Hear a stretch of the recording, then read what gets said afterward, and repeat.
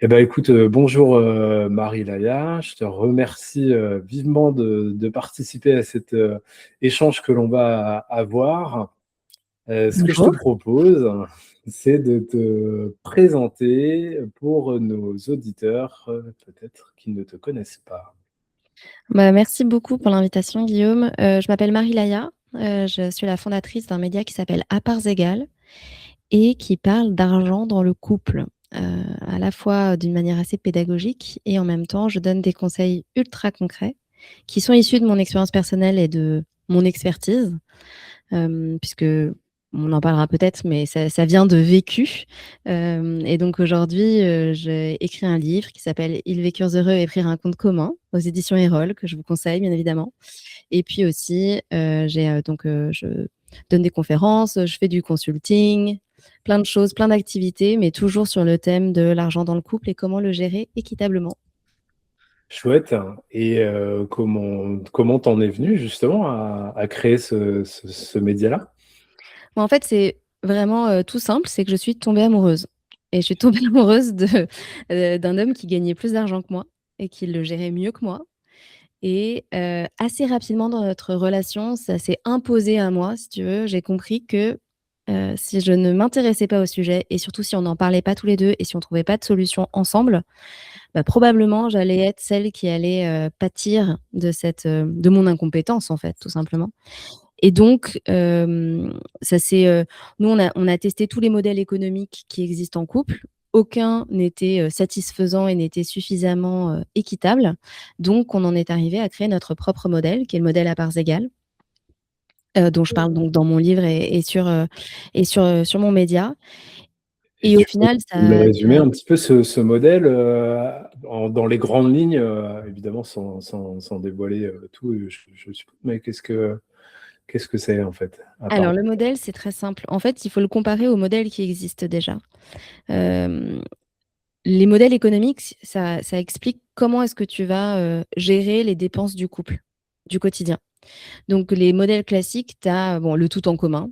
J'en parle même pas, mais en fait, on met tout sur un compte, commun et puis ensuite toutes les dépenses sortent du compte commun et ça, moi, ce qui me convenait pas là-dedans, c'est que ça annule complètement l'idée d'argent personnel et d'indépendance, qui était un gage pour moi de liberté non négociable. Le deuxième modèle, c'est le 50-50. Alors là, pour beaucoup, c'est vu comme ce qu'il y a de plus égalitaire, Mmh. même, souvent, les gens sont très fiers de faire ça. Donc Mmh. là, l'idée, c'est assez simple. Tu regardes, combien tu dépenses, le couple dépense par mois en dépenses communes et tu les sépares à 50-50. Chacun va, mettre 50 de ce montant, sur le compte et ça, quels que soient ses revenus et en fait, ce modèle-là, il a été maintenant largement démontré que c'est un modèle qui a tendance à appauvrir le revenu le plus faible pour plein de raisons, diverses et variées. La première étant que souvent on a tendance à vivre au-dessus de ses moyens quand on est le plus petit salaire parce que, bah, naturellement, on va avoir tendance à caler le niveau de vie du couple sur le revenu le plus haut. C'est Mmh. lui qui va choisir, le logement, les vacances, et cetera parce que, bah, il gagne, de l'argent, il a envie de se faire plaisir, ce qui est normal et en plus ça permet enfin, sur le papier, c'est génial parce que tu te dis: «Bah, super, le couple, de manière générale, vit mieux». Ouais. Sauf qu'en pratique, quand tu payes 50 d'un niveau de vie que tu ne peux pas te payer, bah, concrètement, tu vis au-dessus de tes moyens et donc, bah, mécaniquement, tu t'appauvris de plus en plus et une autre chose aussi dans le 50-50 qu'il faut bien avoir en tête, c'est que même si tu gagnes les mêmes revenus et que tu payes donc exactement la même chose que ton ou ta conjointe, il y a des biais culturels, Mmh. qu'on a remarqués, entre les hommes et les femmes qui font qu'on va pas avoir tendance à partager, enfin à dépenser de la même manière. Je m'explique. Mmh. Hem, c'est, la fameuse théorie des pots de yaourt, de Titu Lecoq qui OK. qui a démontré qu'en fait, les femmes avaient tendance à dépenser du consommable. C'est-à-dire qu'elles vont, faire les courses, pour les enfants, elles vont, organiser, les vacances, elles vont gérer les activités des petits, ce qui est tout à fait souvent logique puisqu'elles sont en charge aussi dans le couple de faire ces choses-là. Alors qu'à l'inverse, les hommes qui souvent aussi ont plus de liquidité vont, dépenser dans du capital, c'est-à-dire des choses qui restent, le OK. canapé, la voiture et donc tant que tout va bien, tout va bien. Puis le jour où ça va plus, on se sépare et on fait les comptes. Et monsieur qui a son nom sur la facture du canapé repart avec le canapé et madame repart avec Avec ses ses pots yaourt, quoi. voilà, qui sont vides et Ah, qui sont même d'accord. périmés. Et Ah, donc ça, c'est c'est un fort vrai comme sujet. image. Oui, oui, c'est ça. C'est pour ça que ça marche très bien, la théorie des pots de yaourt. Mmh mh. Maintenant, on en entend beaucoup parler, c'est Mmh. génial parce qu'elle est très visuelle. Tu as une alternative sur la couche sale qui est moins sympa, mais voilà, Ça c'est un peu la passe, même idée. Et donc ce que ça montre, au fond, c'est que il faut bien faire la différence entre ce qui est une dépense consommable et une dépense capitalistique. ouais.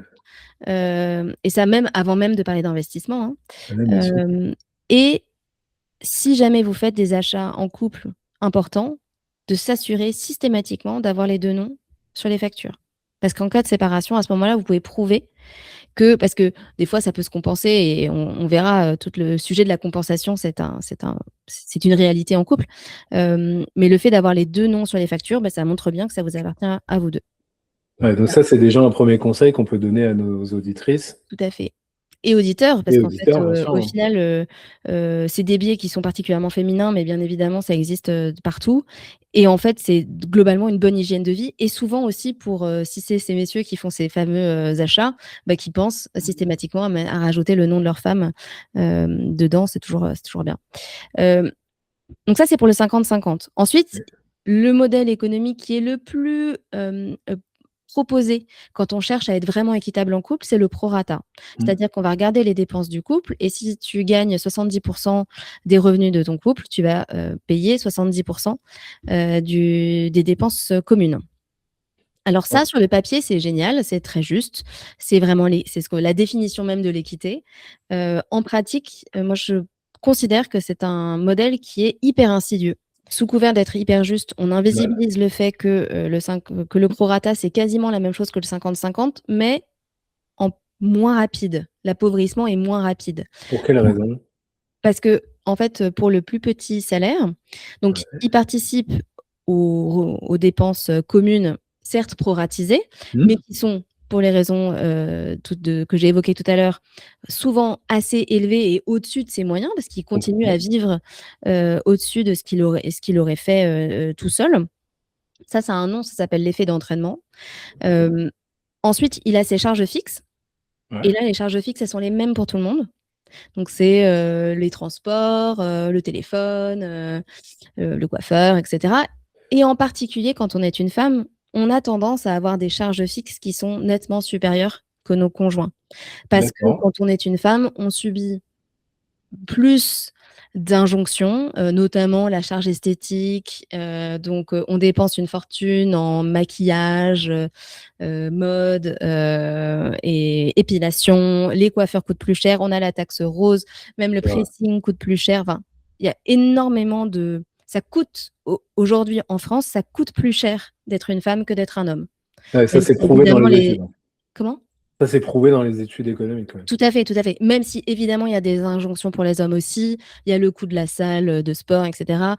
Bien évidemment, il faut le reconnaître. Pour autant, c'est bien plus important et c'est bien plus coûteux pour la femme. Et ça, c'est sans compter, ça va te parler, mais les rendez-vous chez la gynéco, la contraception qui est pas forcément toujours bien remboursée, avec, tous ces sujets-là qui font que, bah, concrètement, ça coûte plus cher d'être une femme. Ce qui fait qu'à la fin, ce qui va rester pour, les loisirs, pour faire des choses en commun, pour faire des projets et bah, bien souvent pour le revenu le plus faible quand il est au prorata et ça, c'est d'autant plus vrai quand il y a un très fort écart de revenus, et ben, on se retrouve avec plus grand chose et nous, ça a été notre point de départ, tu vois, de friction avec mon OK. conjoint. C'est-à-dire qu'il ne comprenait pas pourquoi à la fin du mois, j'avais pas le même budget à dédier à nos vacances. OK.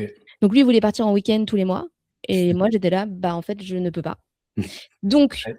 et lui et même moi, j'ai mis du temps à comprendre. On était là: «Mais attends, ça devrait te peser autant à moi qu'à toi. Bah Donc oui. si moi, j'ai encore une poche, pourquoi toi, tu en as pas?» Mmh. Du coup, ça amène une conversation qui est pas très bienveillante, du jugement de: «Est-ce que tu gères bien ton argent? Est-ce que tu es trop dépensière? Est-ce que ci? Est-ce que ça?» Et en fait, c'est exactement le sujet du prorata qui était que, bah, on avait un niveau de vie qui était entre guillemets «trop élevé» pour moi et moi, j'avais des dépenses, personnelles qui étaient plus élevées que les siennes et donc bah, on ne s'y retrouvait pas. Donc c'est pour ça qu'on a, réfléchi et développé le modèle qui aujourd'hui est le modèle à parts égales. Et là, l'idée, c'est plutôt que se concentrer sur la charge, ce qu'on dépense au quotidien et cetera, nous, on a décidé de se concentrer sur ce qui avait vraiment de la valeur. D'accord. Et pour nous, c'est le reste à vivre, c'est-à-dire combien d'argent il te reste à la fin du mois et combien tu as de temps libre personnel. Donc D'accord. le modèle à parts égales, il repose sur 2 choses très importantes: partager à égalité le reste à vivre et ça, quels que soient nos revenus. Donc quand tu parles du reste à vivre, c'est le reste à vivre, à la fois du conjoint et celui de la femme. On regarde, on additionne les 2 restes à vivre et c'est celui-là que tu partages? En gros, ce qu'on c'est la mécanique, c'est tu regardes combien le couple ramène de revenus par mois, OK. combien il dépense en dépenses communes Ouais. et tu participes aux dépenses communes de sorte qu'il te reste la même chose à chacun à la fin du mois. Donc si à la fin du mois, il reste 100 € à monsieur, il reste 100 € à madame. D'accord. OK. OK. C'est en fait, c'est complètement renverser l'approche, tu vois? C'est une autre Ouais, façon de rien à réfléchir voir, effectivement. et de la même manière, plutôt que de regarder qui va, vider le lave-vaisselle, qui va donner le bain aux enfants, qui fait les devoirs, qui truc, nous, ce qu'on veut, c'est s'assurer qu'on a tous les 2 le même temps à nous, perso, par semaine. OK. Et le temps personnel, ça peut être ce qu'on veut. Ça peut être, faire un tour, faire du sport, aller voir des potes, regarder un film, lire un livre. Mmh. Voilà. Heu et en fait, ce que ça donne ça, c'est plein de choses, et j'en liste des tonnes et des tonnes de Ouais, d'arguments autour de ça dans mon livre, mais ouais, pour te donner les plus importants, enfin, en tout cas, moi, ceux ouais. qui me parlent le plus, le premier, c'est que les décisions financières du couple, elles nous impactent tous les 2 de la même manière. D'accord. C'est-à-dire que si un jour, tu vois, tu as ton conjoint qui accepte, un poste, dans une autre ville, toi, tu es médecin de ville, donc tu as toute ta, Patientèle. patientèle, merci, ta patientèle à recréer, tout ton réseau, Mmh. trouver ton cabinet et cetera. Ça peut prendre plusieurs mois avant que tu retrouves le niveau de revenu, Ouais. de l'époque. Hem, Potentiellement, c'est un choix génial pour toute la famille. N'empêche que dans cette histoire-là, bah, il y en a toujours un qui paye un peu Mmh. ça, ce départ et cette dette, si tu veux, c'est pas très agréable. Si tu fais à parts égales, bah, globalement, tu fais, la balance, le couple est d'accord, on est tous, contents et la perte sèche, pour Elle l'un, sera en fait assumée par les 2. exactement et ça, c'est fondamental parce que du coup, heu, il y a plus cette notion de sacrifice pour l'autre. Donc même dans l'harmonie du couple, c'est vachement intéressant parce que des fois on prend des décisions, on se sent obligé de prendre des décisions, on n'a pas forcément l'impression qu'on peut dire non, parce que l'opportunité est tellement belle qu'on a l'impression d'être égoïste, de dire: «Ah bah attends moi, non, si on bouge, à Nantes, finalement, ça va pas du tout me plaire». Là, l'idée, c'est que vraiment, bah, c'est des décisions qui sont prises conjointement et dans lequel on peut espérer que au moins l'écart économique qui peut, être engendré par cette décision, elle soit assumée par les 2. Ah ouais. L'autre truc Ouais. qui est très intéressant dans ce modèle-là, c'est que ça c'est qu'il y a une hypothèse de base qui me paraît hyper intéressante. C'est que quand tu décides de faire à parts égales dans ton couple, ça veut dire que tous les 2 vous êtes convaincus que chacun apporte la même chose, enfin pardon, apporte à égalité plutôt, à l'enrichissement du foyer. Mais OK. justement, pas de la même manière. OK. C'est-à-dire que tu reconnais à égalité la valeur du temps du travail rémunéré et la valeur du temps domestique. Puisqu'en fait, quand tu dis: «Moi, on est à égalité sur le reste à vivre et on est à égalité sur le temps libre», ça veut dire que sur une journée, tu considères que tu as du temps qui est rémunéré par ton travail et tu as du temps qui est domestique, qui est lié à, la logistique de la vie familiale, ou de couple, hein, parce qu'en fait, familial, c'est pas forcément que les enfants. Mais il y a plein de choses autour de ça, qui va faire à manger, qui va faire les courses, qui va nettoyer où vous êtes, vous habitez, qui va organiser les vacances, les restaurants, les cadeaux, enfin bref, tout ce qui existe dans la vie, quoi, qui permet de Ouais, faire bien des choses sûr. et qui est extrêmement nécessaire à faire fonctionner aussi, la vie, professionnelle. Parce que, si on est bien et performant à notre travail, c'est aussi parce qu'on a une bonne nuit de sommeil, qu'on a bien mangé et que nos vêtements sont, propres et cetera et cetera. Hem et donc ça, c'est intéressant parce que ça te force à te poser la question de la reconnaissance de la valeur de l'autre aussi dans ta capacité à exceller à ton travail et c'est une reconnaissance qui est très concrète parce qu'en fait, dire, quels que soient nos revenus, on a le même reste à vivre, ça Mmh. veut dire que tous les mois, on a une poche et on peut décider si on va, ce qu'on va investir, ce qu'on va épargner, ce qu'on va dépenser. OK. Donc chacun garde son autonomie, chacun garde son indépendance. Tu vois, il y a pas de notion de argent de poche, un peu, je trouve infantilisant. C'est vraiment chacun est libre de gérer ce qu'il veut, comme il souhaite, que tu sois une fourmi ou une cigale. Mais par contre, tu n'impactes pas le couple, tu n'impactes pas le foyer. Mais justement, tu parles d'argent de poche. Par exemple, moi, j'ai un très gros écart de revenus avec ma femme, Mmh. ce qui fait que nos restes à vivre à la fin sont extrêmement. Parce que moi, je faisais la proratisation. On ne faisait pas Ouais. 50-50, hein, on faisait ce que nous, on pensait être le plus juste et ce que tu viens Elle de seule, démonter de façon brillante. Et donc, du coup, moi, ma question, c'est que cet argent-là qui reste, parce qu'elle, il lui reste un petit peu, et puis bah, moi, il m'en reste beaucoup plus. Oui. Est-ce que tu lui fais un chèque? Est-ce que tu mets ça sur un... Comment on peut organiser? Enfin, c'est Alors ça, c'est difficile très de... technique comme C'est question. très personnel Oui, oui, dans le couple, mais en fait. tu es pas le seul à poser sa question, donc ça Je peut me doute. probablement intéresser quand même, tes auditeurs et auditrices. Hem, En fait, tu as plein de façons de voir les choses. Déjà, enfin, dans la majeure partie des cas, peut-être que madame ne participe à 0 pour le moment au compte commun et toi, tu participes à tout parce que ça rééquilibre Mm. et ça, déjà, c'est un premier point. Si en tout cas, si ça fonctionne en termes de chiffres et puis ensuite, s'il y a encore du surplus, c'est-à-dire que si malgré ça, il reste vous avez toujours pas égalité, bah, à ce moment-là, tu as plusieurs façons de faire. Soit tu lui fais un virement, mais ça, il faut faire un tout petit peu gaffe Mm. en fonction des montants, parce que l'administration fiscale aime pas trop ça et Mm. ça pourrait, en cas de très grand montant, être considéré comme de la donation et la donation est taxée, même entre conjoints. Alors évidemment, si vous n'êtes pas mariés, si vous n'êtes pas pacsés, alors là, c'est un gros Auquel cas, warning, ouais. mais parce que je rappelle que la donation entre individus qui ne se connaissent pas selon la loi, enfin selon le gouvernement, c'est 60 de taxes. Donc, je peux te dire que s'il voit que tous les mois tu lui files 500 €, bah, au bout d'un moment, ça chiffre et l'administration fiscale va venir te chercher. Ça, c'est un premier point. Deuxième point, si tu es marié, c'est déjà mieux. Mais pour autant, pareil, tu veux pas que ce soit requalifié en donation parce que, bah, déjà, c'est censé être taxé, donc il y a une limite d'exonération, mais après, il faut quand même faire un peu gaffe. Donc moi, ce que je conseille toujours, c'est qu'éventuellement, ça peut être un compte spécial qui peut être un compte d'épargne, en son nom ou un compte, à elle, enfin ou un compte à vous 2, mais qui est dédié à des projets communs, des choses comme ça. Mm. Où toi, du coup, tu pourrais même entre guillemets, «mettre le double», Mm. c'est-à-dire que si tu lui dois, mettons 500 €, plutôt que de verser 500 € sur le compte, de madame, tu mets 1 000 € sur un compte, Ouais, à vous 2, c'est ça. qui est 500 à moi, 500 à elle. exactement, qui est dédié à des projets communs, Ouais. des vacances, des trucs et cetera.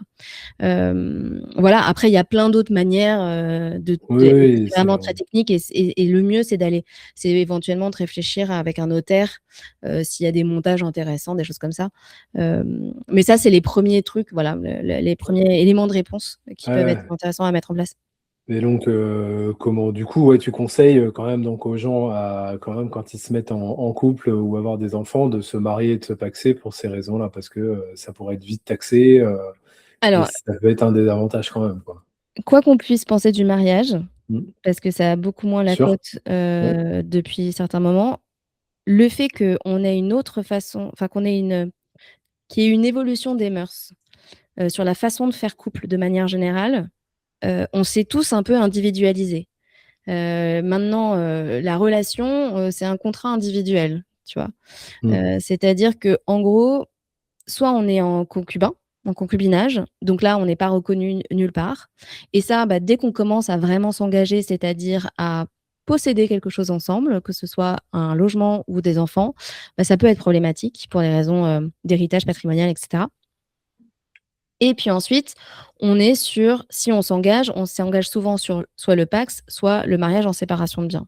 Le Pacs, quand il est, en régime, traditionnel, enfin le Mmh. régime automatique, pardon, c'est le régime de l'indivision, donc c'est l'équivalent de la séparation de biens en Ouais. moins bien.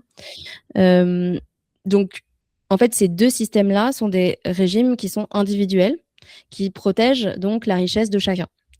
Hem, Moi personnellement, j'ai pas d'avis sur quel est le meilleur régime. Mmh. Parce que le meilleur régime, en fait, n'existe pas. C'est celui qui correspond à ton couple, à ta C'est ça. vision de la famille, à ton métier, à ton patrimoine et cetera.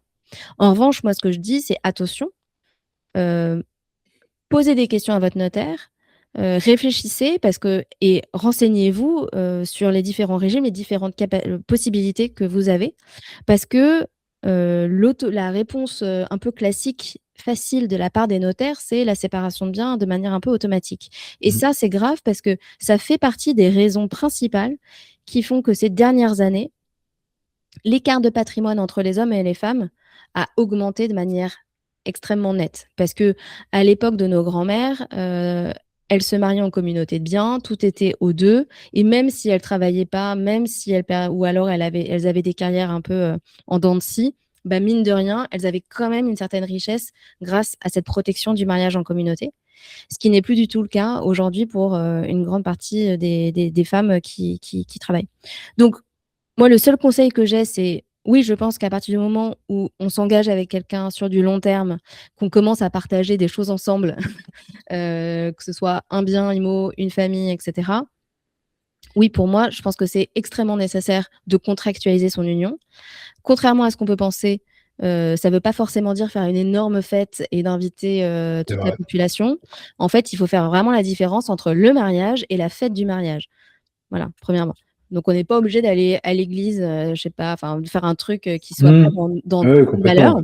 Tu peux Ouais. très bien faire un truc, tout seul dans ton coin, mais Mmh. par contre, de te protéger, et en étant accompagné par un bon notaire qui comprend vos, problématiques, ça c'est hyper important, parce que ça permet en fait de cadrer, d'avoir des vraies discussions qu'on n'a pas forcément, au début d'une relation, quand on se date et qu'on a envie d'être, sexy et Ouais. on se dit: «Ouh là, si on commence à parler patrimoine et argent, C'est plus tabou, c'est ce que tu disais. Moi, j'ai lu une de tes interviews, que même le sexe, hein. Ah bah, bien sûr, c'est-à-dire que en fait, il suffit de voir, tu as plus de facilité à, parler de tes aventures, de la nuit dernière avec ton crush Mmh. que de raconter, combien tu gagnes Ouais. à tes amis. Ah, c'est Ça fou, hein. c'est, C'est un vrai et tabou, hein. c'est un vrai tabou. Donc ça, c'est quelque chose, tu vois, sur lequel j'essaye à mon niveau de de briser. Hem, mais en plus de ça, moi, je suis convaincue et en tout cas, moi, ça a été le cas dans mon couple, c'est que parler d'argent, ça a été un truc qui nous a permis de mieux s'aimer et de D'accord, construire, sur la chouette. durée. Parce qu'au final, hem, sous couvert, tu vois, de parler d'un truc hyper factuel, en fait, quand tu parles d'argent, tu parles rarement des chiffres au final. Tu parles surtout de tes valeurs, de ton enfance, de tes traumas éventuels, de ce qui te porte, quelle est ta vision de la réussite, ton ambition, la famille, tes peurs, tes souhaits, pourquoi est-ce que des fois tu as besoin d'ancrage, qu'est-ce qui explique certaines de tes attitudes et Ah, en c'est fait de la psychologie presque, hein. ah mais c'est complètement ça et donc dans une relation d'intimité en construction, c'est Génial. merveilleux, c'est un Ah, la outil merveilleux. communication, intra-couple, est chouette, ouais. Exactement et en fait, vraiment, moi, je conseille à tout le monde de tu vois, le soir, tu rentres chez toi, tu prends un verre quel qu'il soit, tu ouvres, tu allumes une bougie et puis tu lances cette conversation et c'est, en général des moments assez chouettes de connexion et ou en tout cas de compréhension parce qu'en fait, il faut pas C'est oublier l'autre. une chose, c'est que l'argent, c'est irrationnel. Donc des Mmh. fois, tu peux être face à des réactions que toi-même tu ne comprends pas. Et que du coup, tu peux juger ou en tout cas, que ça puisse vraiment t'hérisser le poil. Et le fait d'avoir cette discussion-là, de comprendre où se logent certaines réactions, quel est ton rapport à l'argent et cetera, en fait, ça va aussi t'aider à avoir une grille de lecture plus pertinente sur certaines réactions de ton ou ta conjointe, et donc peut-être d'arriver à trouver des compromis qui soient plus agréables pour tout le monde. Ouais, chouette. Ah, c'est extrêmement intéressant. Et si on focus un peu là sur les soignants et Oui. les femmes médecins, est-ce que déjà toi dans ton accompagnement, dans les gens que tu accompagnes, tu as des soignants un petit peu, comment tu vois qu'ils réagissent et quel est un peu leur rapport à l'argent et pas plus particulièrement les femmes médecins? En fait, alors déjà, disclaimer, je suis fille de médecin. Mes 2 parents sont médecins et mes 2 parents travaillent à l'hôpital public D'accord. et mes 2 parents sont PU. Effectivement. Voilà, donc ça donne un peu de contexte. Bon disclaimer et bon contexte. Voilà. Alors, comment réagissent les PU Exactement. Mais donc mes parents, évidemment, ils étaient un peu surpris au début parce qu'ils s'attendaient pas à ce que moi je commence à parler d'argent, et c'est vrai que, hem, j'ai grandi avec, en voyant mes parents, évidemment passionnés par leur travail, donnant, leur temps et bien plus, à leur, enfin avec une vraie dévotion en fait pour leur métier, et en me questionnant toujours sur ce côté: «C'est quand même incroyable qu'un médecin à l'hôpital public, même un PU, quelqu'un de, extrêmement capé et tout, le plus haut des que tu puisses imaginer à l'hôpital, Ouais, quand il est public, hein, il est ouais, quand même moins payé qu'un trader de la défense». ouais, ça fait mal, hein, quand même, hein, Ça fait quand on mal, hein. entend ça, hein. Bah oui, quand tu imagines qu'au niveau des études, parce que souvent on va te rétorquer: «Ouais, mais moi je gagne plus, mais j'ai fait tant d'études, et cetera». Bon, les études ça marche pas. La responsabilité, ça marche clairement pas non plus. Non, clairement pas. L'apport au monde, chacun se fera sa son opinion. Mais en tout cas, bon, là, clairement, on peut pas survivre sans les médecins, et la chance qu'on a en plus en France d'avoir l'hôpital public, d'avoir un accès aux soins qui est extraordinaire. Hem Et alors, je refais ce disclaimer, mais en plus, j'ai envie de te dire que l'hôpital public sont souvent les gens, enfin le lieu où il y a le plus d'avancées, de Ouais, recherches. ouais. Il y a les étudiants qui sont là, on est tout enfin, moi, je fais partie de ceux qui savent que quand on va à l'hôpital public, on est probablement à la pointe de la pointe, Mmh, mmh, mmh, mmh. des soins qu'on puisse espérer avoir. Donc franchement, je pense que ça crée un biais très spécifique, mais qui en fait qui peut être généralisé à la société entière, sur le côté: comment est-ce que nous, on valorise notre travail, et comment est-ce qu'on valorise ce fait que, bah, on a tous besoin, pour vivre, de soins. Et de soins au sens très large. C'est-à-dire Mmh. que si moi, aujourd'hui, je peux être à ton micro, c'est évidemment parce que il y a eu des médecins qui m'ont soignée, j'ai eu des parents qui m'ont appris à marcher, qui m'ont habillée, qui m'ont nourrie, et cetera. J'ai pu faire des études, et aussi, j'ai un conjoint qui, a amené les enfants à l'école, ce matin, pour que moi, je puisse, travailler. Donc en fait, on est dans une société où on se protège de plus en plus. Ce qui est nécessaire, hein, encore une fois, je dis pas le contraire. Mais on a tendance à oublier que nous ne fonctionnons en société que parce que nous sommes dans une société qui repose sur le soin. Mmh. Et ça a été complètement invisibilisé, et donc, comme c'est invisible, on n'y C'est accorde pas pas de la payé. valeur. C'est pas pris en Ouais. compte, c'est même pas comptabilisé dans l'économie, tu vois, de manière générale. Et Et donc j toute vas-y, vas-y, cette, finis. toute cette prise de conscience, elle me paraît nécessaire, et c'est là où je trouve que à l'échelle individuelle, on a un pouvoir qui est magnifique.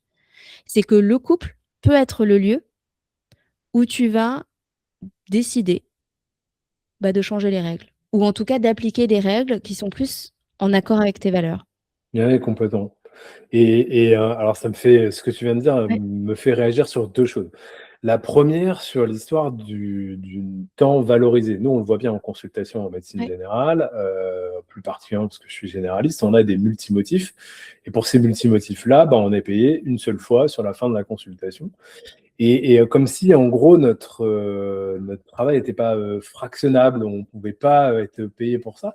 Est-ce que ouais. tu penses, toi, est-ce qu'on pourrait faire un parallèle aussi avec des femmes et dont le travail est souvent moins bien valorisé pour ces raisons-là. Est-ce que tu y vois aussi un parallèle là-dessus? On pourrait y trouver.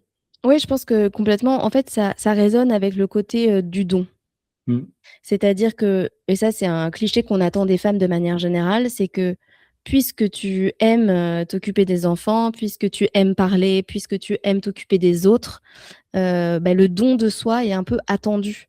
Et Mm. effectivement, c'est assez similaire dans le métier autour des soins. C'est qu'en fait, tu prends du temps pour t'occuper des autres. C'est un plaisir en plus, si tu aimes faire ça. Et donc, ça sous-entend que bah, ça fait partie de ce qu'on attend de toi. Mm. Même de faire l'extra mile, tu vois. Ah Parce que en bah fait, complètement. surtout quand tu es généraliste, parce que du coup, tu as plein de choses, j'imagine, quand tu as un patient qui rentre, à la fois pour traiter ce qu'il vient Mm. Un donner, mais l'aigu, ouais. après, j'imagine qu'il y a peut-être Faut à le suivi vérifier. chronique. Bah oui, Exactement, c'est et là, puis ouais. aussi de vérifier que la psy derrière, et cetera. Ouais. Tu vois, il y a Et c'est vrai dans ce que tu dis, et moi ça me fait aussi écho à une discussion que j'ai eue avec une consoeur qui aimerait s'occuper davantage de patients, alors de la santé de l'âme, et là on ouais, revient, et c'est massif, ouais, des violences intrafamiliales et des enfants en danger. Le problème, c'est que les consultations sont des consultations extrêmement longues, et ouais. donc elle doit du coup, si elle veut faire ça, sacrifier son Mmh. revenu, ou alors sacrifier son temps de famille, parce que si elle veut en voir beaucoup dans la journée et pouvoir garder Ouais, un niveau de revenu pour pouvoir payer ses charges, eh ben, elle rentre à 22 heures chez elle. Vous ouais, voyez, c'est ce choix-là qui est quand même, je trouve, qui est quand même fou, et on est plein dedans sur la valorisation du temps et du ouais, soin, en fait. Dès qu'on s'occupe des gens, si on fait beaucoup d'actes, ouais, on est mieux payé. ouais. Et si par contre on fait des actes qui demandent du temps de consultation très long, on est généralement moins bien payé. Moins bien payé, ouais. Et d'ailleurs, les études le montrent, les femmes, quand on regarde, elles sont surreprésentées dans des spécialités comme la gynécologie médicale, Mmh. l'endocrinologie, quand on sait que c'est extrêmement chronophage des consultations, et beaucoup moins dans Les actes purs. la radiologie, la chirurgie générale, etc. Il y a beaucoup moins Mmh. de femmes. Est-ce que là aussi, tu le vois, on peut faire des parallèles aussi avec ce qui se passe dans le monde Oui, je pense que globalement, si tu veux, de manière générale, les vocations sont souvent quand même très genrées. ouais, On va avoir tendance à pousser les petites filles, mais ça, dès la maternelle, hein, c'est prouvé, vers, des jeux ou des vocations, autour du soin, du langage, de la communication et tout ça. Alors que les petits garçons, et les jeunes hommes, on va les pousser vers des vocations plus considérées prestigieuses et donc plus rémunératrices, qui vont rapporter, de l'argent, quoi. Et ouais, donc ça ne m'étonne pas que le parallèle soit le même, y compris dans la médecine, et que probablement c'est plus insidieux pour ces femmes-là qui, elles, ont la fierté d'être médecins, parce que c'est une vraie complètement. réussite, Ouais, et qui pour autant se retrouvent quand même cantonnées peut-être dans des carrières, qui seraient moins rémunératrices que leurs collègues. Et donc effectivement, je pense que ça, c'est un sujet. Et en fait, tu as 2 façons de voir la chose. Tu as la façon: «Qu'est-ce que je peux faire moi en tant qu'individu?» et puis ensuite, comment la société, considère le truc. Bon, comment la société considère le truc, t'as pas trop la main. on a 0 main là-dessus, pour le moment en tout cas. Bah si, grâce à voilà, des entrepreneurs et entrepreneurs comme toi qui essayent de promouvoir ce type de choses. C'est très gentil, on fait ce qu'on peut, mais bon, j'ai bien conscience que là-dessus, on a quand même, Un peu de chemin. un peu de chemin, oui. Après, en fait, moi, je suis assez persuadée, encore une fois, que si ça fonctionne dans l'intimité, bah, de proche en proche, tu vois, tout le monde commencera à avoir un regard un petit peu différent sur ces choses-là, et de réapprendre l'idée d'économie, globale, c'est-à-dire pas seulement ce qui est monétaire et ce qui se facture, mais aussi, tout ce qu'il y a derrière. Et voilà. Il y a un exercice que beaucoup de féministes ont fait pour justement mettre en lumière la valeur de ce travail-là, qui est de calculer le travail domestique. C'est-à-dire que si on avait professionnalisé tout le travail domestique que font les femmes, le travail gratuit, et ben, combien est-ce que ça équivaut? Et en fait, j'ai plus les chiffres en tête, mais c'est l'équivalent de plusieurs fois le PIB. Donc c'est, gigantesque. C'est chouette. Vas-y. Et en fait, ce que je trouve intéressant là-dedans, mais ça, c'est à l'échelle de la société, c'est que, par exemple, je ne comprends pas pourquoi, on reçoit pas la facture, quand on va à l'hôpital, quand on va chez le médecin, qu'on Ouais. reçoit pas la vraie facture, et Mm. combien, l'État nous offre, quoi. ou la Ouais. sécu ou voilà. Ouais, ça vient Parce invisibiliser les choses. Complètement, parce qu'en fait, quand tu as pas l'habitude de payer pour, ton médicament, en fait, tu ne te rends pas compte de ce combien ça coûte vraiment et donc de la valeur que ça a. Parce qu'un truc qu'on m'a toujours appris en entreprise, si c'est gratuit, ça n'a pas de valeur. C'est vrai, Donc, c'est vrai, c'est tu vrai. vois, nous, les commerciaux en entreprise, quand Ouais. tu fais une proposition au client et que tu veux donner un truc gratuitement, genre un cadeau, ou dans la négo et tout, tu as négocié un truc gratuit, tu dis jamais: «C'est gratuit». Tu dis: «Ça coûte, 50», c'est barré avec une promotion, moins 50. Ouais. Tu expliques, tu montres, tu valorises que ça, c'est un vrai cadeau et ça a de la valeur et en fait, ça, c'est un truc que je ne comprends pas. Pourquoi est-ce qu'à l'échelle du soin, de la médecine de manière générale, c'est pas, généralisé? J'ai cru, mais je suis pas sûre, mais je crois que ça existait avant. Mmh. Ouais, on avait le prix des ordonnances, qui était barré dans Exactement. le bas, d'ailleurs, mais ça a été arrêté et moi je sais que je connais grosso modo le prix de l'ordonnance, mais elle est pas affichée aux patients. Exactement et ça, je trouve que c'est très dommage parce Mmh. que ça permettrait à tout le monde un peu plus de comprendre un peu mieux, l'économie autour de tout ça. Ouais, complètement et moi, j'avais envie de rebondir sur, la charge, mentale. Moi, j'avais, Ouais, en préparant cet épisode, regardé des thèses et qui montraient qu'il y avait quand même 40 des femmes hospitalo-universitaires qui déclarent que la gestion des enfants a freiné leur carrière contre 21. 40 mais C'est énorme, hein. ouais, c'est énorme, C'est c'est énorme. énorme et ça explose aussi chez les femmes médecins qui restent majoritairement responsables des sphères, domestiques, enfants, logistique foyer, organisation, familiale. Donc en fait, le diplôme protège pas du tout, quoi. Ah, c'est merci de ce chiffre, il est très parlant et ça ne m'étonne qu'à moitié. En fait, souvent quand même, les on a tendance à être en couple dans un même niveau, social et souvent Complètement. aussi alors c'est peut-être un énorme raccourci, mais chez les médecins, Mmh. parce qu'on a fait nos études ensemble, on a fait, nos, Beaucoup de passer de temps ensemble. voilà, beaucoup de passer de temps ensemble, donc il y a beaucoup de couples de médecins, Complètement. et donc en fait, c'est toujours ce sujet des compromis en couple et de la gestion de la charge mentale et des charges domestiques. Encore aujourd'hui, tu vois, au global de la France, c'est 71 des femmes qui prennent en charge une majeure partie du travail domestique. C'est énorme, hein. C'est énorme, ouais. Donc ça reste un biais culturel de c'est le rôle de la femme de faire ça et ou monsieur n'a pas appris ou monsieur n'y pense pas. Hem et il y a aussi des concessions qui sont logiques, c'est-à-dire, bah, tu gagnes moins, donc on va valoriser celui qui gagne plus et en Mmh. particulier quand les enfants arrivent, c'est un moment de bascule pour les femmes. L'arrivée du premier enfant, faut vraiment le visualiser, c'est un moment de bascule. D'accord. Parce qu'on ne se rend pas compte, mais dès le congé mat, on met en place des habitudes qui vont ensuite être extrêmement difficiles à déloger, parce que, bah, on va passer du temps avec le bébé, on va devenir l'experte du bébé, donc bah, voilà, l'enfant a besoin de routine et cetera. C'est plus facile, quand il pleure et qu'il se réveille la nuit, si c'est maman qui va le chercher parce que maman arrive à le le rendormir alors que papa pas du tout. Donc c'est maman qui se lève et c'est normal, parce que ça tout le monde a envie en fait. Tu vois? Je dis pas que c'est forcément Ouais, le rôle de l'un ou de l'autre ou la faute de l'un ou de l'autre. C'est que, bah, voilà, quand tu es en mode survie parce que tu dors pas et que tu as un nouveau-né, bah, tu trouves des solutions, les plus efficaces possibles parce qu'il y a un moment, il faut privilégier le sommeil ou la tranquillité. Et donc malheureusement, dans ces moments-là, souvent, on prend des décisions qui après, sans s'en rendre compte, deviennent des habitudes et en fait, tu démarres en te disant: «Bah, c'est moi qui me lève la nuit pour aller rendormir bébé. C'est moi qui le nourris parce que j'allaite ou pas». Et du coup, bah, en fait, bah, à la crèche, c'est, maman qui vont appeler, donc c'est moi qui vais le chercher s'il est malade, si machin, si truc, ouais. s'il y a une grève. Et donc petit à petit, en fait, tu démarres en étant la responsable du bébé Mmh. à je suis la générale en chef de toute la maison parce Mmh. que, bah, petit à petit, c'est toi qui sais quand il y a des chaussettes trop petites ou trouées, donc c'est toi qui vas les racheter. Tu sais aussi, ce que, bébé aime, ou petit enfant aime ou pas, donc c'est toi qui vas gérer les repas. Mmh.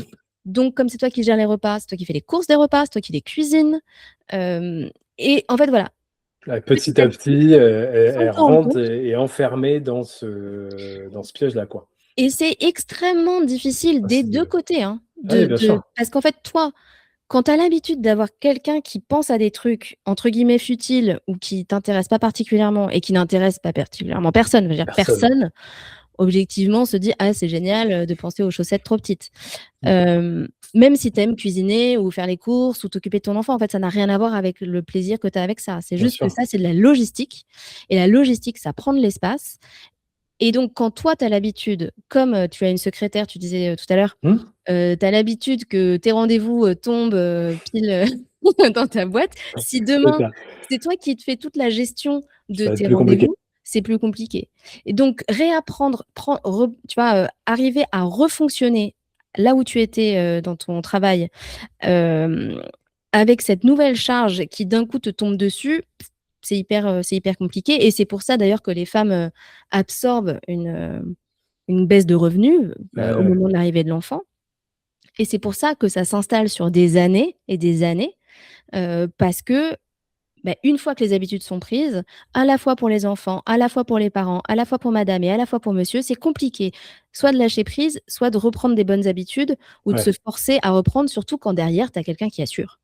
Oui, c'est ça. Et puis quand l'homme, des fois, prend un peu les initiatives, alors je vais me faire un peu lyncher, mais Non, c'est mais voilà. c'est non, Des non, mais tu fois, bien compris, mais c'est vrai, hein. et moi j'avais entendu, et la remarque était juste, c'est que du coup, à force de faire ça, les femmes ont développé une certaine expertise Oui, sur la oui, façon dont, parce qu'elles ont testé, elles ont fait des erreurs aussi, exactement, ouais, elles ont gagné en expertise dans ce qu'elles font dans ouais, leurs tâches, et du coup, ouais. quand l'homme, lui, essaye de le faire, il le fait Mmh, pas du évidemment, il tout. le fait pas bien, Mais ce qui est normal, parce qu'il c'est n'a pas normal. l'expertise, il l'a pas Exactement. appris, on lui a pas Ouais, laissé, il a laissé la place, parfois ouais, avec plaisir voilà, ou pas plaisir d'ailleurs, entre ouais, guillemets, mais en tout ouais, cas, pas facilité, il a laissé la place, et du coup, dès qu'il va prendre la place, ça va être plus compliqué pour lui. Et il faut qu'il refasse, et c'est un ouais, nouvel équilibre finalement à rentrer. Et j'avais envie un peu de parler un peu de choses un peu concrètes aussi sur le comment justement ces femmes peuvent reprendre la main dessus. Tout à l'heure, tu parlais de réapprendre l'économie, réapprendre la finance. Ça, il faut avoir du temps. Donc, ouais, l'allègement de la charge mentale ouais, est aussi extrêmement important, parce qu'il faut ouais. que les femmes, elles se dégagent du temps pour pouvoir réapprendre leurs finances, réapprendre à s'occuper de leur argent, s'occuper de leur patrimoine financier. Ça, c'est des choses que tu peux conseiller aussi. Bien sûr, en fait, il y a plusieurs trucs. Il y a à la fois une éducation de base à avoir. Après, comme tu l'as dit, en fait, moi, j'essaie de faire très attention aux injonctions supplémentaires faites aux femmes Voilà, de c'est ça. enfin, tu vois, comme si c'était encore à elles, Voilà. de faire des efforts. Donc, je pense qu'il y a évidemment un truc qui est de, s'assurer que tu es au courant. S'assurer que tu comprends ce qui se passe, que tu comprends les décisions que tu prends ou que vous prenez à 2. Parce que souvent, on va délaisser, la gestion de l'argent, au conjoint qui, entre gui je mets des gros guillemets, «s'y connaît», Mm. parce que ça fait peur, parce qu'on se sent pas légitime, parce que, voilà et en fait ça, c'est une erreur. Ouais, Que, tu aimes les maths ou pas, que tu te sentes légitime ou pas, que tu t'y connaisses ou pas, en fait, tu es légitime. Même si tu y connais rien, tu es légitime à essayer de comprendre, à questionner et à faire partie de la décision et c'est hyper important parce que même dans les cas où tout se passe très bien, bah, c'est quand même, la gestion de ton argent, de ton foyer, de votre vie future. C'est quand même important d'avoir son mot à dire.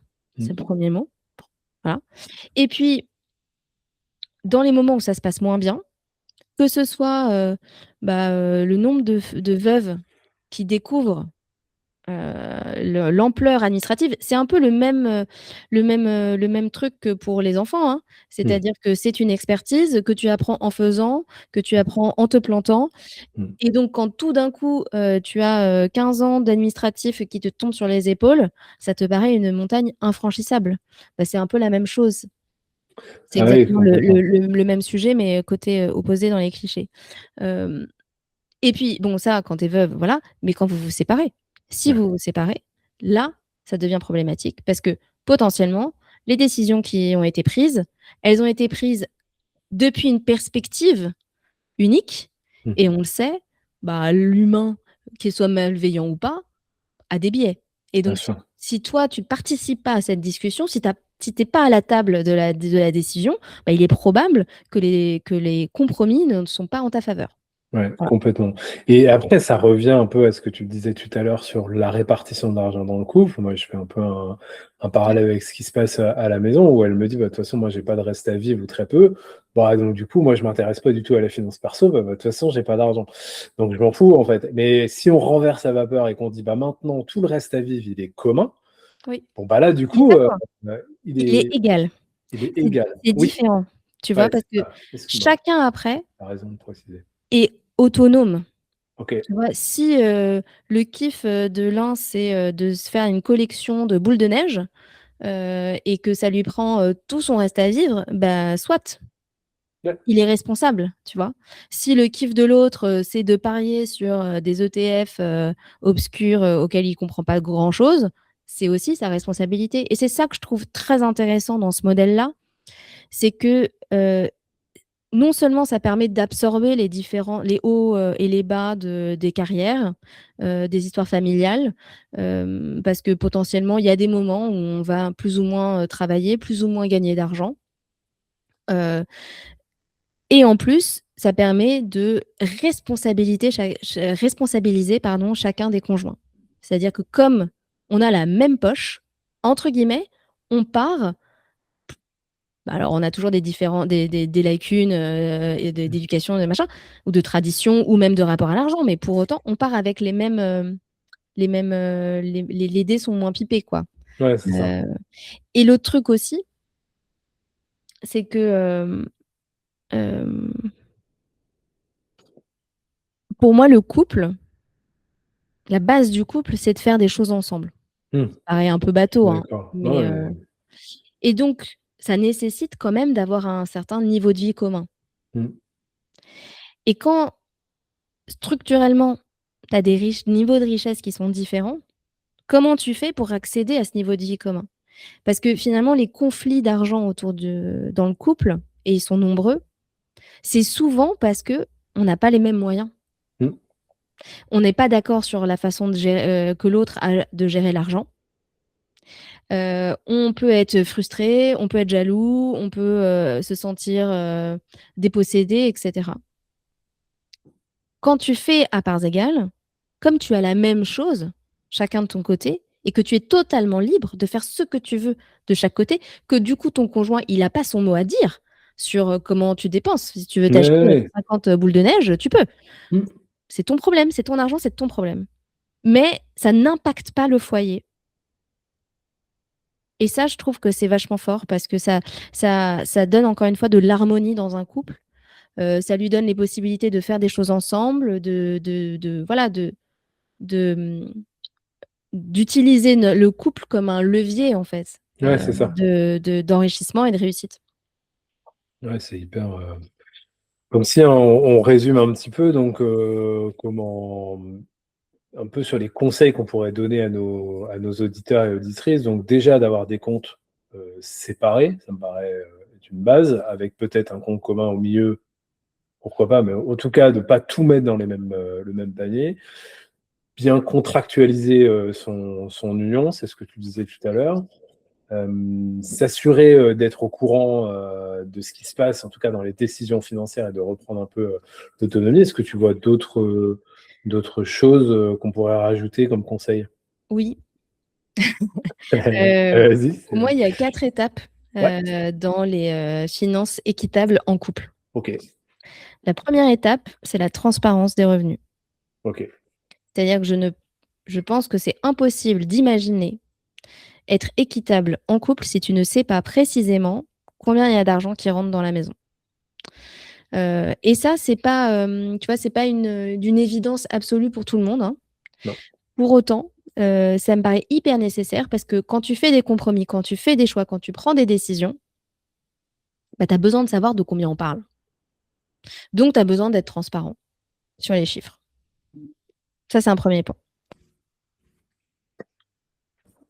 Le deuxième point, c'est de définir un budget et dit, mieux, c'est définir la dépense commune. Et en fait, ce qui est intéressant là-dedans, c'est que au delà du chiffre de combien vous allez dépenser ou combien vous êtes prêt à dépenser en commun par mois, c'est surtout de se définir ensemble les règles de ce qui rentre dans la définition de la dépense commune. Donc, il y a les trucs classiques type le logement, les enfants, les activités faites ensemble, etc. Il y en a d'autres que je trouve intéressantes. Il y a plein de thématiques sur lesquelles on peut se questionner en couple. Ça fait aussi des super conversations à avoir à deux, un samedi soir si vous vous ennuyez. Non, c'est pas vrai, c'est vraiment bien.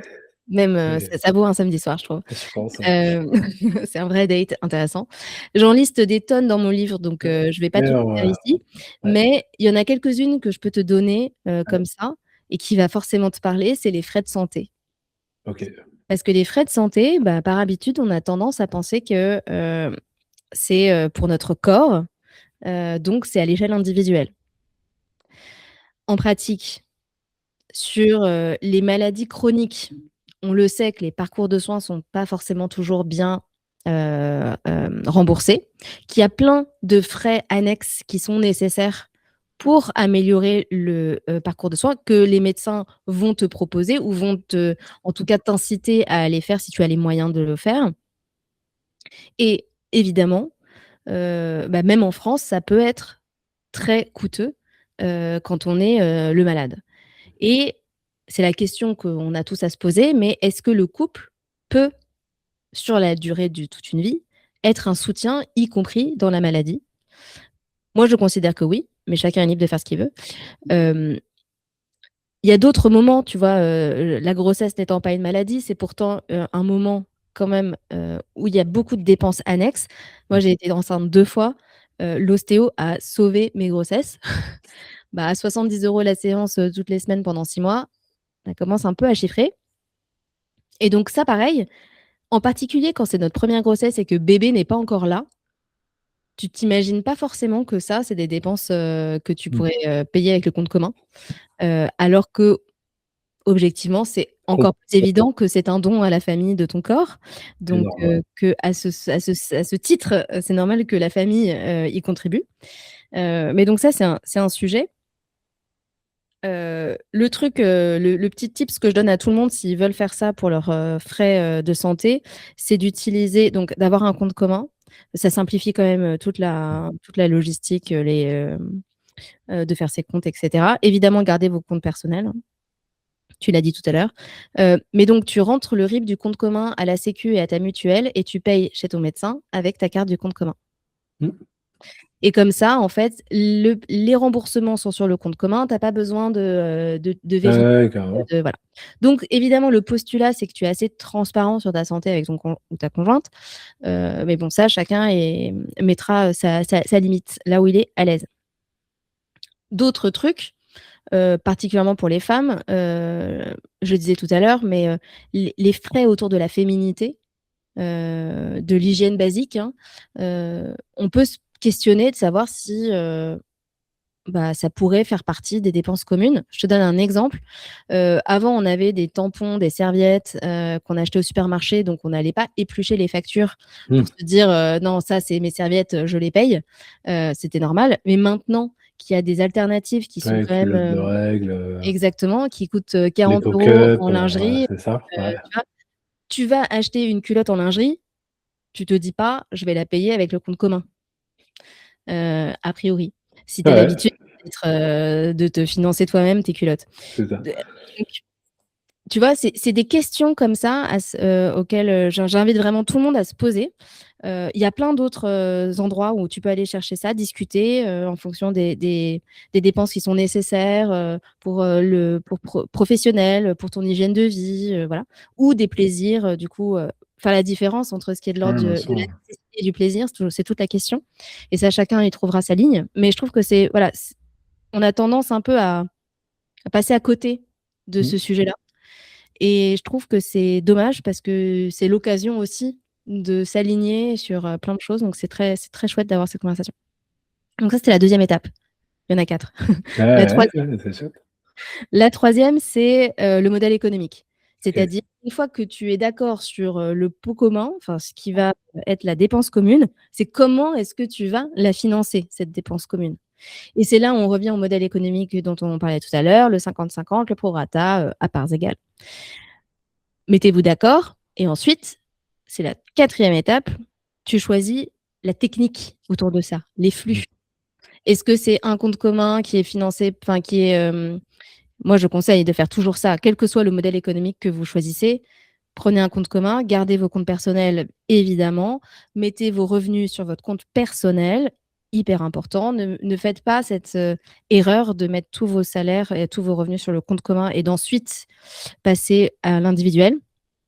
C'est une erreur à plusieurs raisons. La première, la raison fiscale. Alors, je ne sais pas quels sont les montants. Évidemment, ça dépend des montants pour que ce soit un vrai risque, mais il faut quand même garder en tête que quand on passe du commun à l'individu, c'est considéré comme une donation. Donc, c'est taxé. D'accord. C'est gratuit de passer de l'individu au commun. C'est pas gratuit de passer du commun à l'individu. Ok. Voilà. Évidemment, ça dépend des montants. Mais c'est quand même important à Ça peut avoir. vite chiffrer, hein, si vous avez un couple Bien sûr. de 2 En mètres tout cas, 5 qui on ont vous le des souhaite. gros. Voilà. On souhaite à tout le monde que ça soit dans les radars. Ouais. Donc ça, c'est un premier point. Le deuxième point, c'est que je disais tout à l'heure, quand on est sur le compte commun, c'est l'argent qui appartient aux deux. Ça veut dire que techniquement, tu es censé te mettre d'accord sur tout ce qui sort du compte commun, toutes les dépenses que vous faites, et que techniquement, tu peux pas être tranquille et faire ce que tu veux avec ton argent. C'est ça. Même si tu me dis, ah, mais moi, mon couple, on s'en fout, personne ne regarde, etc. Oui, peut-être, mais en pratique, c'est pas vrai. Et il y a beaucoup de biais qui peuvent arriver là-dedans parce qu'on ne s'autorise pas à faire la dépense qu'on aurait fait si c'était juste notre argent. Donc, ça peut amener des frustrations, même si elles ne sont pas forcément conscientes au début. Et du coup, ça peut, ou alors, au pire, ça peut quand même amener un peu des regards ou des avis qui seraient légitimes, puisqu'encore une fois, c'est le compte commun. Donc, on a le droit de questionner ce que fait l'autre avec le compte commun, si on n'est pas d'accord. Et ce que tu dis là, moi, ça me résonne sur des consultations que nous, on peut avoir sur des sujets qui sont extrêmement dramatiques avec les violences intrafamiliales, Bien où sûr, on c'est a le des femmes troisième qui point. peuvent pas sortir de leur carcan, de leur Mhm. de cette violence parce que le conjoint a un regard sur tout. Et Bien elles sûr. ne peuvent pas partir parce que le conjoint a bloqué la carte, parce qu'elle elle fait tout, voire même, il y a un conjoint, moi je me souviens d'une de mes jeunes patientes, il y avait un de ses compagnons qui avait contracté un prêt et elle était solidaire du prêt parce que ça a été fait via le compte commun. Ça a été une catastrophe. Hein. Mais tout ce que tu décris, ça a un nom. Ça s'appelle les violences économiques et financières. Mmh. C'est dans le prisme des violences conjugales. Donc, si quelqu'un se reconnaît là-dedans, il peut appeler le 3919, qui est un numéro gratuit d'écoute pour ces sujets-là. Et c'est très grave, Mmh. parce qu'effectivement, c'est interdit. Personne n'a le droit de t'empêcher de travailler, de t'empêcher d'avoir accès à de l'argent, de t'empêcher de contrôler tes dépenses, d'avoir la main mise sur tes comptes, de contracter des dettes en ton nom sans que tu sois au courant ou sous pression. Donc tout ça, c'est le prisme des violences conjugales. Et évidemment, le fait d'en avoir qu'un seul compte permet plus facilement ça. Et donc, c'est pour ça, encore une fois, qu'avoir tous tes salaires sur ton compte commun, tu t'assures que même, tu vois, le truc, c'est le conjoint qui part et qui vide le compte commun. Ouais, c'est ça. Et là, tu te retrouves sans rien alors que tu avais tout ton salaire dessus. Donc bon, ça, pour moi, ça fait partie de l'hygiène Mmh. de vie de base. Mais tu vois, au même titre que tout à l'heure, tu me questionnais sur comment moi je fais si on fait à parts égales et que j'ai plus, etc. Pour moi, c'est la quatrième étape, tu Ouais, vois, dans toutes ces de fou. réflexions-là. C'est que d'abord, tu te mets d'accord sur les dépenses communes. Ensuite, tu te mets d'accord sur, bon, vu nos vu ce qu'on gagne, vu nos dépenses, quel est le modèle économique qui reflète au mieux nos capacités, nos valeurs, nos envies, etc. Ce qui nous paraît le plus juste. Et ensuite, concrètement, comment est-ce qu'on fait marcher la machine? Et quels sont les résultats techniques, enfin les méthodes techniques? Bon, après, c'est des virements. Est-ce que c'est des virements automatiques? Est-ce que c'est que, enfin voilà, chacun après Ouais, fait sa sauce en fonction de ses. de ces, bah écoute, c'est très clair, franchement chouette, très clair, très pratique. Et je suis certain que nos auditeurs et auditrices vont mettre tout ça en pratique. En tout cas, je l'espère. Comment ils peuvent te joindre, te contacter sur Bah écoute, je LinkedIn, suis sur très Instagram? accessible. Oui, c'est ce que j'ai vu à la preuve. On s'est contacté sur LinkedIn. Tu m'as répondu très très rapidement et je t'en remercie. Donc effectivement, on peut me joindre, ou me suivre en tout cas, sur, Instagram, donc c'est à parts égales, au pluriel. Sur LinkedIn aussi, Marie-Laïa, Simon, ou bien, à parts égales aussi.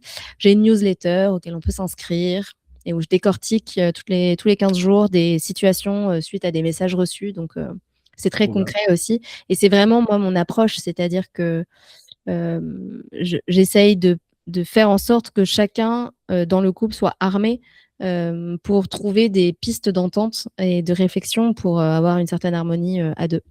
Très bien. Tu fais presque de la thérapie familiale ou de la thérapie de couple, non, des fois, non? Ben, je suis dans un espèce d'entre-deux parce qu'effectivement, je propose des séances de Ouais, consulting et où j'ai des couples. D'ailleurs, tu me demandais tout à l'heure, je t'ai pas répondu sur est-ce que j'ai des ouais, des clients qui sont soignants.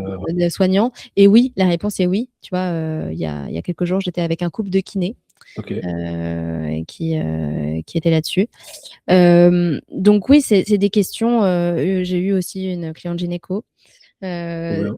donc en fait, c'est des questions que tout le monde se pose et on n'a pas vraiment de manuel sur ce qu'il Ouais. faut faire. Et c'est pour ça que j'espère, à mon niveau, pouvoir proposer des pistes de réflexion à minima et des solutions, j'espère. Eh ben, merci beaucoup pour Ben, cette merci à toi, merci conclusion. pour cette invitation. Et puis, bah, avec plaisir. En tout cas, c'était une discussion très chouette. J'ai pris beaucoup de plaisir déjà à lire ce que tu fais, à écouter aussi, parce que j'ai lu, D'accord. voilà, le podcast que tu as Clémence fait. Bordeni 16. Voilà, c'est ça. Oui, oui, tout à fait. L'interview que tu as fait, ouais, c'était génial. Mais je me suis régalé à écouter ça là, Ah, sur bah, la route la génial. première fois. Et c'est vrai que c'est chouette. Et j'invite tous mes auditeurs à le faire. C'est vrai que c'était. Bah, alors, le podcast, c'est vrai que c'est encore un petit peu différent. C'est-à-dire Ouais, que là, j'interroge des femmes ouais, sur leur parcours amoureux et leur rapport à l'argent. Et à quel point tout ça est lié, parce qu'évidemment, je pense que c'est très lié. Et donc, ça nous amène à parler de plein de choses, de la vie de l'invité. Donc, c'est vrai que c'est un podcast où je ne parle pas beaucoup, pour une fois, mais je laisse mais la c'est place, bien. je laisse Mais le c'est bien, micro. c'est chouette. Très bien. Bah écoute, on peut finir sur cette belle conclusion-là en tout cas. Merci beaucoup du temps parce que je sais que tu es très très prise, beaucoup de choses et vraiment chouette que ton média décolle à fond et continue à diffuser ça parce que je trouve que les valeurs sont vraiment chouettes. Et moi, elles m'ont vraiment interrogé dans mon couple. On est C'est encore vrai? en réflexion sur ah ouais, c'est fou, sur comment on va faire. J'étais là même à me dire, parce que le fait d'être en couple, bah, ça joue sur la déclaration d'impôt. Bah, bien Moi, j'ai sûr. gagné de l'argent grâce à Mardi, ça. il y a un post sur les impôts qui Ah, sort trop bien. et qui, je pense, risque Ah, ouais, très bien, de très bien. gratouiller. Oui, oui, je pense aussi. Ouais. Ah bah ouais, non, c'est fou. Et là, Ouais. ton dernier post sur les divorces, c'est incroyable. Mmh. 18%, c'est Ouais, fou, fou, fou, ouais, fou, fou. ouais, ouais. La baisse de revenus derrière, c'est dramatique et on continue. Et l'égalité homme-femme est encore loin. On en prend conscience. Je pense que c'est grâce à des acteurs comme toi et d'autres qui permettent de monter tout ça. Mais ouais, non, vraiment, C'est gentil. c'est chouette. Et c'est vraiment pour ça que je me suis dit, il faut que je t'invite absolument, parce que je suis C'est trop sympa. certain que les femmes médecins et les hommes médecins aussi, parce qu'ils sont aussi confrontés à ça. Moi, j'ai plein de collègues qui accompagnent des femmes en souffrance. Enfin, nous, on envoie des caisses et des caisses en Ouais, consultation, malheureusement. Et la société va pas très, très bien en ce moment. Et on a non. vraiment le sentiment que ça. Et franchement, ça me paraissait être une évidence. Donc, merci pour ton temps. Bah, merci à toi, merci pour tout ça et je suis ravie et Chouette. Et ben, ce que je te dis, c'est que moi, dès que